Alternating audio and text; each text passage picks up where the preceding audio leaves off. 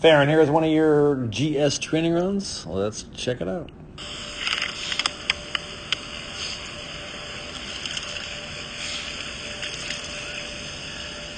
You know it's going to be a crowded day when they got the Sundance lift running. Oh, they got every lift running today. This is the busiest day of the year, or one of them. Is this Faran? Yeah. She's a good little skier, man. I like her stance a lot. Oh, she does that. I don't think I got that on. I think it was too close to me. What happened? She just did a liggity. Everyone thinks they can slide on their mittens. I think she just leaned in on his turn. Little they know he's just holding himself up because his hip is doing all the work on the snow. Whoa! Taking a scenic route here. All right, well, here are some comments there. Jay really likes your stance. Good little skier. I agree with all that. So yeah, making some nice turns. A couple things we can work on though. We're kind of popping up too much in the transition. So too much up on weighting. We want to have a lower profile, move forward, not up in the transition. And number two, we need to produce more angles. We got to get more upper and lower body separation. It's very two-footed, and we're not producing those kind of angles that we want. We're looking to have more upper body be like this, and legs going out here. So we got to drop the hip in more to the inside of the turn.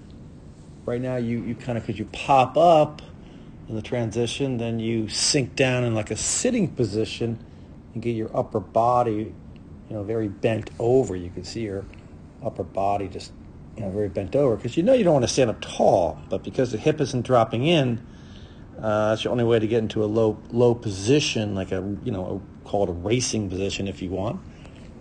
But you don't want to be standing up tall next to the gate. But until we get the hip in, that's going to be kind of what you're going to do. Now, it's kind of a catch-22. It's very hard to get the hip in if we're bent over the waist. So we're going to have to stand a little taller in the upper body and really try to work on dropping the hip in. You got to work on slopey drills. When you're free skiing, both to and from the race course, you're going to have to maybe drop your poles during inspection, and then from the course on your warm-up run, do slopey drills. But we got to get in better body angles. Here, kind of going in this way too straight, trying to turn below into the soft stuff. But we do like the stance. We like the width of the skis is good. We like the way you're rolling them up and standing on them. It could just be so much better if we reduce those better body angles. We could snap off better turns, get off the ski earlier, have a longer transition, have short, powerful arcs, as opposed to kind of riding the edges all the way around through the turn. So they were talking about here, you kind of fell to the inside. Let's see, I don't know, again, we didn't catch much of it, but right there. But again, you're kind of bent over here, which is the way you ski. And I think, got to the, a little bit weight on the inside ski there, and the outside ski ran on you, getting a little soft stuff, and almost fell. We're talking about liggity leg with that inside hand down. Look at that. All right, so that,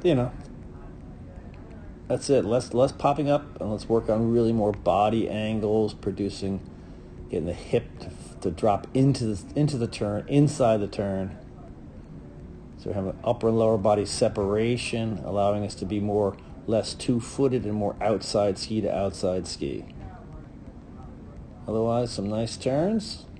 Let's work on that, and they'll be even better. One last thing down here, if this was a race, this going to the last gate to the finish was pretty straight. There was no reason right here to to be on your edges and making this big turn back this way. Edging is slow. And you want to come basically on a flat ski right from this last gate as flat as we can, just straight into the finish in a tuck, and not this, turning here for no reason. So remember that for race day.